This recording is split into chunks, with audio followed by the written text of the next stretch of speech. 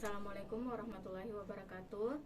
Saya dengan Maria Ulfa Mustam, STMT, merupakan dosen program studi Teknik Kimia Universitas Teknologi Sulawesi.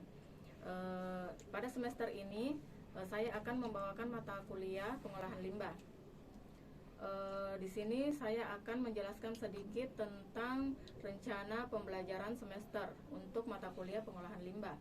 Adapun capaian pembelajaran atau CP dari mata kuliah ini, yang pertama yaitu mahasiswa mampu memecahkan masalah ipteks di bidang pengolahan limbah yang kompleks dengan memunculkan solusi terkini melalui pendekatan intermulti atau transdisiplin, baik melalui riset dan pengembangan maupun pendekatan ilmiah secara analisis dan sintetis. Yang kedua itu mengambil keputusan secara tepat dalam menyelesaikan masalah di bidang keahliannya berdasarkan hasil analisis terhadap informasi dan data. Kemudian yang ketiga, mampu mengembangkan pengetahuan dan atau teknologi di bidang spesifik yang relevan dengan sistem engineer melalui riset taat kaidah hingga menghasilkan karya kreatif, orisinil dan teruji. Adapun CPMK atau capaian pembelajaran mata kuliah ini yaitu mahasiswa setelah mengikuti mata kuliah pengolahan limbah, mahasiswa mampu memahami tentang teori pengolahan limbah, mahasiswa mampu memahami tentang pencemaran dan pelestarian lingkungan, mahasiswa mampu menjelaskan tentang pencemaran, pengelolaan air limbah domestik, pengolahan limbah cair, pengolahan limbah padat industri, pengolahan limbah gas industri, pengolahan limbah radioaktif, dan penanganan dan pemanfaatan sampah kota. Selanjutnya saya akan membacakan deskripsi singkat mata kuliah pengolahan limbah. Adapun deskripsi singkat mata kuliah ini yaitu meliputi pengertian, karakteristik, sumber, klasifikasi dampak limbah, keseimbangan lingkungan, polusi dan polutan, parameter pencemaran, perubahan lingkungan, penyebab sumber dan hujan asam. Selanjutnya saya akan memaparkan sedikit tentang deskripsi singkat mata kuliah pengolahan limbah yang meliputi pengertian, karakteristik, sumber dan dampak limbah, keseimbangan lingkungan, polusi dan polutan, parameter pencemaran, perubahan lingkungan, penyebab sumber dan hujan asam, dasar hukum pengelolaan lingkungan hidup dan pengendalian pencemaran air, sumber dan macam pencemaran air, teknologi pengolahan, kemudian pengelolaan limbah padat, serta orientasi penanganan sampah, penyelesaian masalah sampah dengan teknologi tepat guna. Kemudian saya akan menyebutkan tentang materi pembelajaran mata kuliah pengolahan limbah. Pertemuan pertama itu kita akan membahas kontrak perkuliahan dan RPS tentang mata kuliah pengolahan limbah. Kemudian pertemuan kedua tentang teori pengolahan limbah, yang mana indikatornya yaitu mahasiswa mampu menjelaskan pengertian, karakteristik, klasifikasi, sumber, dan dampak limbah. Pada pertemuan ketiga, materi pembelajaran tentang pencemaran dan pelestarian lingkungan. Sub CPMK-nya yaitu mahasiswa mampu menjelaskan keseimbangan lingkungan, polusi dan polutan, parameter pencemaran. Kemudian di pertemuan keempat, saya akan memberikan tugas individu kepada masing-masing mahasiswa yang berupa tugas pembuatan makalah serta mempresentasikan dalam bentuk PowerPoint. Di sini mahasiswa akan mempresentasikan tentang materi pertemuan kedua dan ketiga.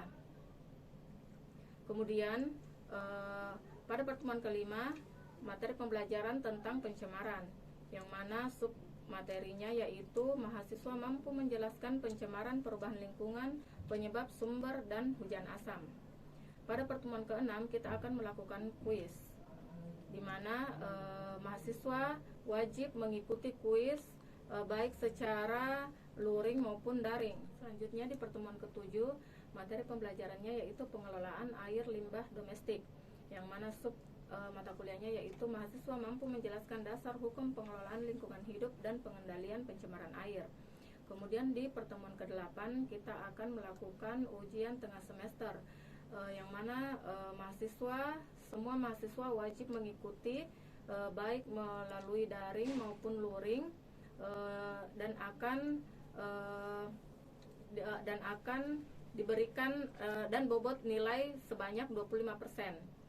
Kemudian di pertemuan ke-9 pengolahan limbah cair, yang mana pokok mata kuliahnya yaitu mahasiswa mampu menjelaskan sumber dan macam pencemaran air, teknologi pengolahan. Kemudian di pertemuan ke-10 yaitu pengolahan limbah padat industri, yang mana mata kuliahnya mahasiswa mampu menjelaskan tentang definisi limbah padat, pengolahan limbah padat rumah sakit, treatment limbah. Kemudian di pertemuan 11 saya akan memberikan tugas kelompok kepada mahasiswa, yang mana tugas kelompok ini nanti akan dibuat 3 kelompok, masing-masing per kelompok ada 3 orang. Jadi bentuk tugasnya ini yaitu membuat makalah materi tentang pertemuan ke-10 yaitu pengolahan limbah padat industri dan mempresentasikan di depan kelas. Kemudian di pertemuan 12 dan 13 kita akan membahas pengolahan limbah gas industri, yang mana mata kuliahnya yaitu mahasiswa mampu memahami kandungan gas di udara, pencemaran udara ambien, emisi gas buang. Kemudian di pertemuan 14 pengolahan limbah radioaktif, yang mana subjek MK-nya yaitu mahasiswa mampu memahami tahapan pengolahan limbah elemen bakar bekas dan limbah radioaktif. Kemudian di pertemuan ke-15 yaitu kita akan membahas penanganan dan pemanfaatan sampah kota. Dan di pertemuan ke-16 kita akan melaksanakan ujian akhir semester dengan bobot nilai sebanyak 25%. Di sini saya akan menjelaskan dulu tata tertib mahasiswa selama perkuliahan tatap muka, daring maupun luring. Yang pertama itu mahasiswa diwajibkan memakai pakaian yang rapi, sopan pada saat mengikuti perkuliahan. Yang kedua, pada saat perkuliahan berjalan semua HP di-off-kan kecuali keperluan pembelajaran. Kemudian yang ketiga, masuk perkuliahan tepat waktu, toleransi waktu yang diberikan 15 menit selama pembelajaran berlangsung online. Yang keempat, tidak diperkenankan memicu keributan dalam forum kecuali dalam diskusi. Yang kelima, tidak diperkenankan merokok, makan dan minum dalam pembelajaran berlangsung. Yang keenam, aplikasi yang digunakan atau model pembelajaran yang digunakan yaitu Zoom, Classroom, WhatsApp, Duo, dan pembelajaran dengan metode daring kita menggunakan LMS atau Learning Management System yaitu study, di mana dalam study ini mahasiswa wajib mengisi forum sebagai bukti kehadiran mahasiswa. Model penilaian di mata kuliah pengolahan limbah ini yaitu ada 6 sub. Yang pertama itu disiplin, kehadiran dan sikap mahasiswa dengan bobot 15%. Kemudian tugas mandiri dengan bobot 15%, tugas kelompok dengan bobot 15%, UTS atau ujian tengah semester dengan bobot 20%, kuis sebanyak 10%, dan UAS ujian akhir semester sebanyak 25%. Berikut saya akan membawakan video pembelajaran mata kuliah pengolahan limbah. Assalamualaikum warahmatullahi wabarakatuh. Bagaimana kabarnya adik-adik mahasiswa? Sehat? Sehat, Bu. Kita mulai saja, Adik. Pada pertemuan kali ini di mata kuliah pengolahan limbah kita akan membahas materi pertemuan kedua.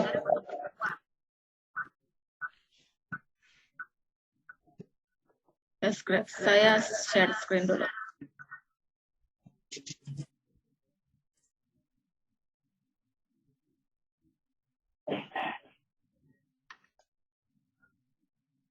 Sudah kelihatan? Iya. Kelihatan, Bu. Sudah kelihatan, Bu. Baik, langsung saja untuk mengefisienkan waktu. Pada pertemuan kali ini kita akan membahas tentang pencemaran dan pelestarian lingkungan. Sebagaimana di pertemuan pertama kita telah membahas tentang teori pengolahan limbah, tentang karakteristik sumber dan macam-macam limbah.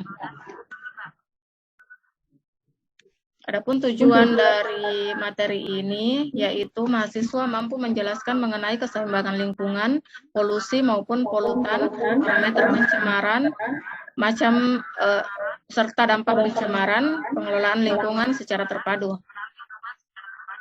Keseimbangan lingkungan. Dalam ekosistem yang seimbang terdapat dinamika rantai makanan, jaring-jaring makanan, dan piramida ekologi. Jumlah antara produsen, konsumen, dan pengurai ada dalam keseimbangan. Jumlah itu tidak tetap, melainkan mengalami fluktuasi. Polusi. Telah diatur menurut Undang-Undang Pengelolaan Lingkungan, polusi atau pencemaran lingkungan diartikan sebagai masuknya atau dimasukkannya makhluk hidup, zat energi, dan atau komponen lain ke dalam lingkungan. Yang kedua, berubahnya tatanan lingkungan oleh kegiatan manusia atau oleh proses alam sehingga kualitas lingkungan menurun sampai tingkat tertentu sehingga lingkungan berkurang fungsinya. Polutan. Polutan yaitu zat atau bahan yang menyebabkan polusi atau pencemaran. Suatu zat dikatakan polutan jika keberadaannya dapat menyebabkan kerugian terhadap makhluk hidup. Jumlahnya melebihi normal, berada pada waktu dan tempat yang tidak tepat.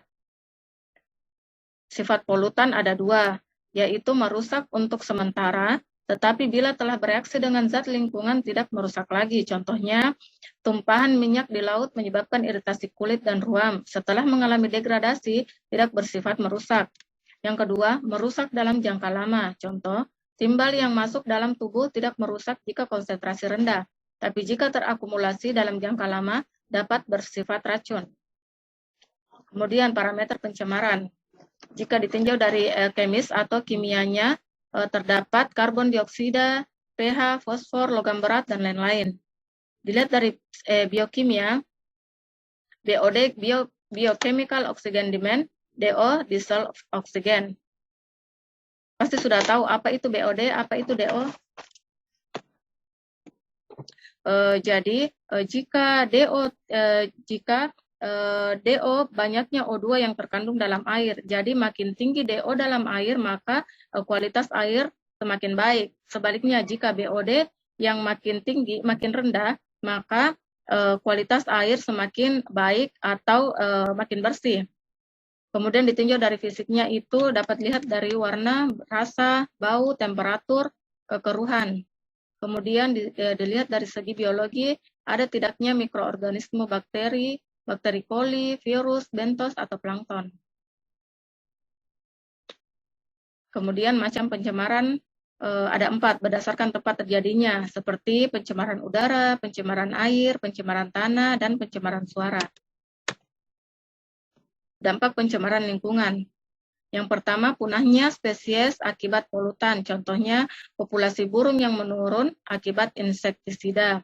Yang kedua, ledakan hama, contohnya ledakan hama terjadi karena jumlah predator serangga sedikit. Akibat itu, insektisida lebih menguntungkan bagi hama. Kemudian yang ketiga, gangguan keseimbangan lingkungan. Misalnya, akibat punahnya spesies tertentu dapat mengubah pola interaksi dalam suatu ekosistem, sehingga keseimbangan lingkungan terganggu. Yang keempat, kesuburan tanah berkurang. Penggunaan insektisida dapat mematikan fauna tanah. Kesuburan tanah menurun, tanah menjadi asam dan menyebabkan hujan asam. Kemudian keracunan dan penyakit. Dari bahan-bahan makanan yang tercemar itu menyebabkan keracunan, komplikasi, kanker, kerusakan susunan saraf, bahkan kematian. Tolong ya, kalau saya terlalu cepat, tolong diberitahu. Apa saya terlalu cepat? Tidak, Bu. Oke, kita lanjut ya.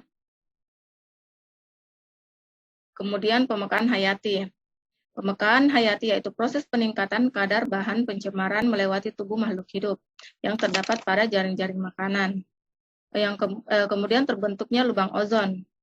Disebabkan bahan pencemar seperti CFC atau klorofluorokarbon yang berinteraksi dengan lapisan ozon sehingga mengakibatkan lapisan ozon tersebut berlubang.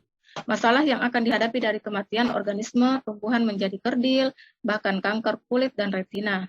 Kemudian efek rumah kaca. Dari gas CO2 yang dihasilkan dari pembakaran, gas rumah kaca dan penebangan hutan mengakibatkan cahaya matahari yang masuk tidak dapat dibantulkan lagi ke angkasa, sebab terperangkap gas-gas tadi. Suhu di bumi semakin meningkat dan terjadilah pemanasan global. Es di kutub utara pun mencair dan menyebabkan permukaan air laut naik. Bentar ya, saya admit dulu atas nama Durra Hafid.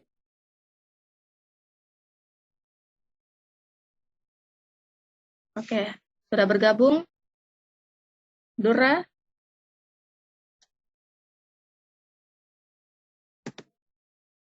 Oke, kita lanjut ya.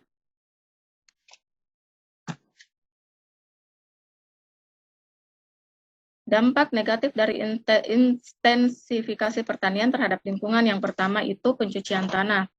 Mengakibatkan kesuburan tanah berkurang karena unsur hara yang terdapat di sawah tergenang oleh air yang berlebihan hingga terbawa ke sungai.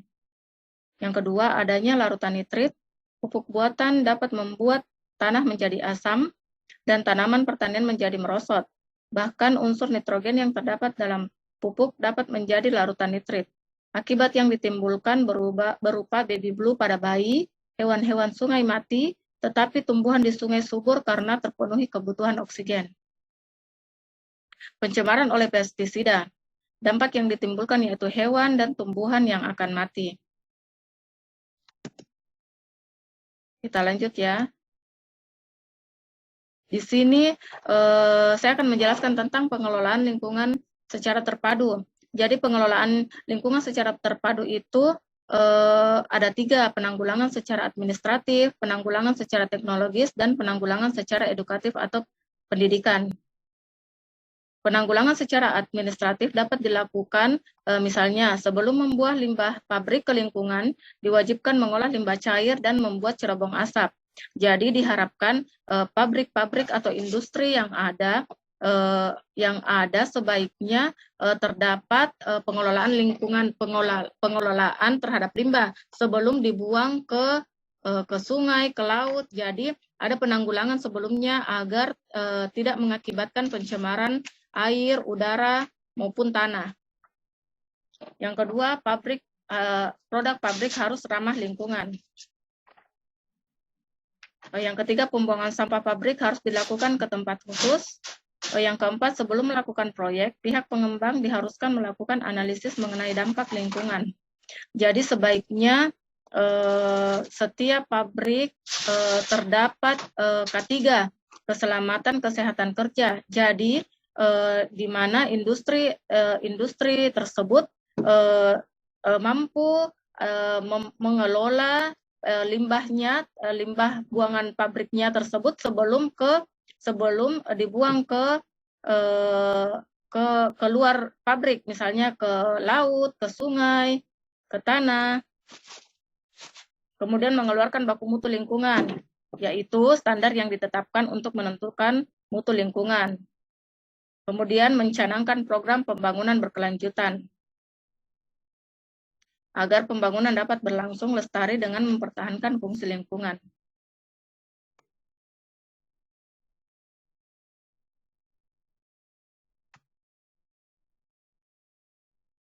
Penanggulangan secara teknologi dapat dilakukan, misalnya setiap industri diharapkan memiliki unit pengolah limbah. Nah, ini seperti yang tadi saya katakan bahwa setiap industri diharapkan memiliki unit pengolahan limbah sebelum dibuang ke lingkungan agar tidak mencemari lingkungan. Jika pengolahannya menggunakan mikroba, maka disebut pengolahan secara biologis, yaitu menggunakan bakteri pengurai limbah. Penanggulangan secara edukasi atau edukatif, yaitu diadakan melalui pendidikan sekolah, penyuluhan masyarakat terhadap pentingnya kelestarian lingkungan. Tidak lupa penggalakan kegiatan reduce, reuse, recycle, dan repair. Setiap individu hendaknya tidak mencemari lingkungan, misalnya tidak membuang limbah sembarangan, dan menggunakan suatu barang secara berulang-ulang. Nah, ini tentang daur ulang dan pemanfaatan ulang limbah. dapat jadi tujuan daur ulang dan pemanfaatan ulang limbah itu yang pertama mengurangi jumlah limbah untuk mengurangi pencemaran lingkungan,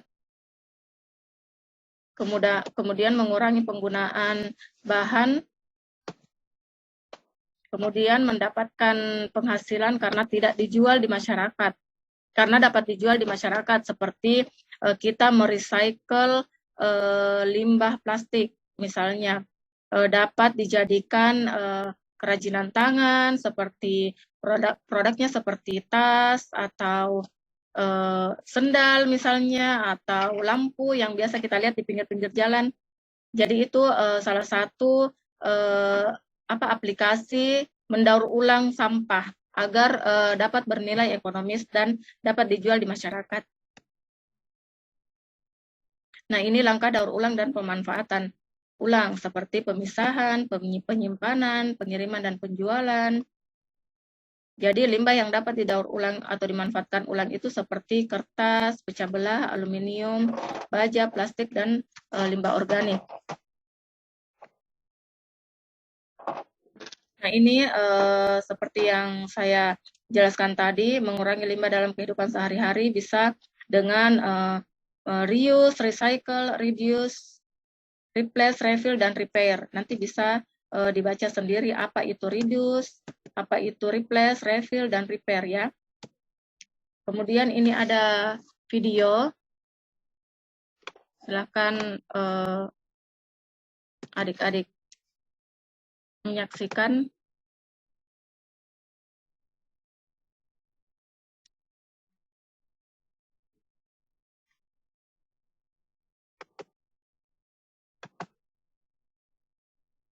Boleh sedikit untuk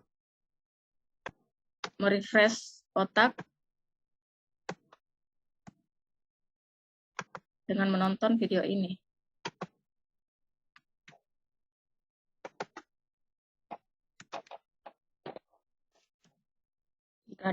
Jika masih ada waktu, kita nonton sampai habis.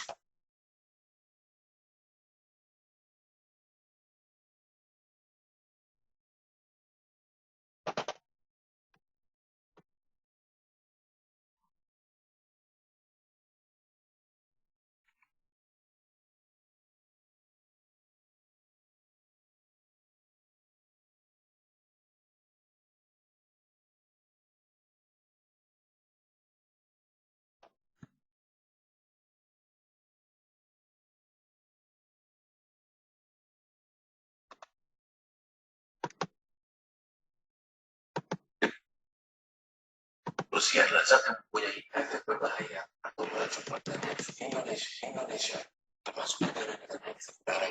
Videonya tidak muncul, Bu. Videonya. Kenapa? Videonya tidak muncul, Bu. Tidak muncul ya? Tidak muncul ya? Sudah kelihatan? Yang lain bagaimana? Belum, Bu. Belum kelihatan. Belum ya? Yang lain bagaimana?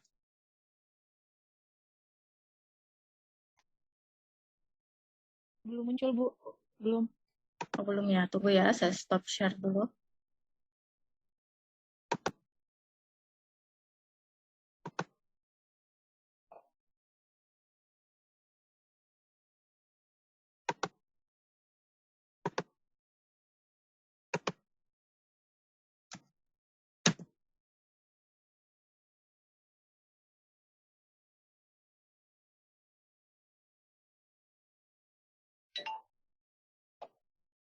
Sambil menunggu videonya terbuka.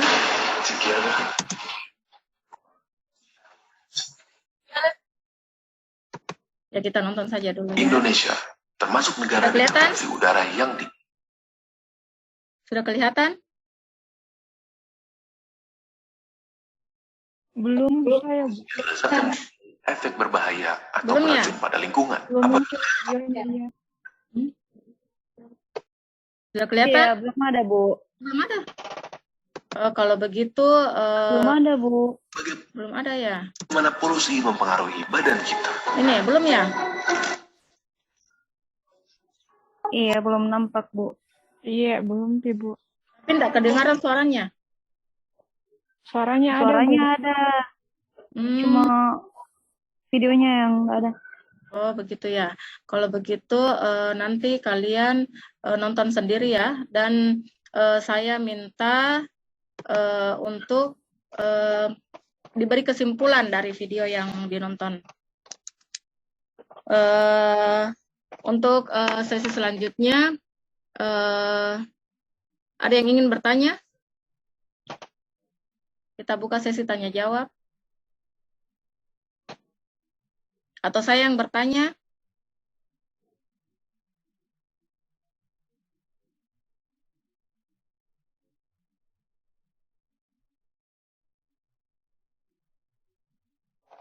Saya ingin bertanya. Dijawab saja ya yang bisa jawab. Jadi, setelah melihat tadi pemaparan tentang materi hari ini, yang ingin saya tanyakan, sebagai mahasiswa, apresiasi apa yang dapat diberikan untuk ikut andil dalam melestarikan lingkungan?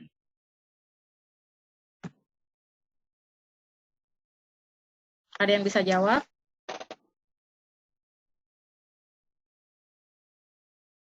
Memisah sampah, Bu. Ya, salah satunya itu. Apalagi? Bisa dengan? Bisa dengan mengaplikasikan 4R, Bu. Nah, apa itu 4R? Yang pertama itu reduce atau mengurangi semua bentuk kegiatan atau perilaku yang dapat mengurangi produksi sampah. Misal, kaleng bekas untuk dapat menyimpan garam. Yang kedua itu recycle atau mengolah kembali. Kegiatan yang memanfaatkan barang bekas dengan cara mengolah materinya untuk digunakan lebih lanjut. Contohnya kertas daur ulang atau kompos. Yang ketiga itu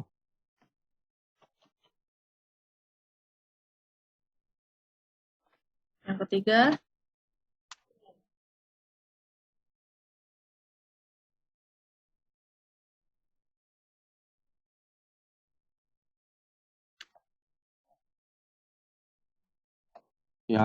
yang ketiga itu, Bu, reuse atau reuse. memanfaatkan kembali.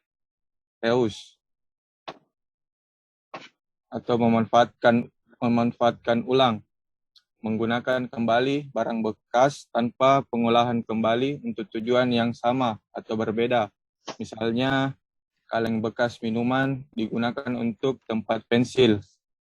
Yang keempat itu replace atau mengganti ulang, upaya mengubah kebiasaan yang dapat mempercepat produksi sampah bahaya dan sukar. Terima kasih jawabannya. Kemudian masih ada yang ingin bertanya? Ada yang ingin bertanya?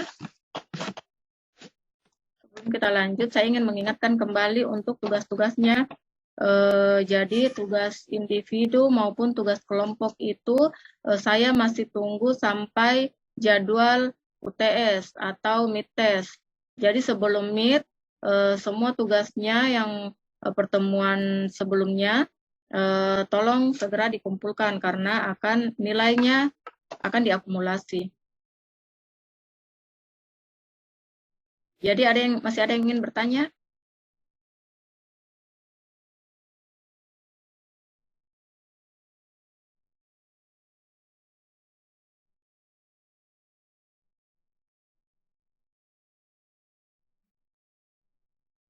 Atau malu-malu? Atau ada yang ingin menyampaikan unek-unek selama perkuliahan? Kalau tidak ada, kita tutup untuk pertemuan kali ini. Jadi saya harapkan yang tadi dibaca kembali materi hari ini, kemudian video yang tadi tolong dinonton karena akan ada tugas dari video tersebut. Terima kasih adik-adik mahasiswa yang telah hadir. Saya akhiri dengan ucapan wassalamualaikum warahmatullahi wabarakatuh.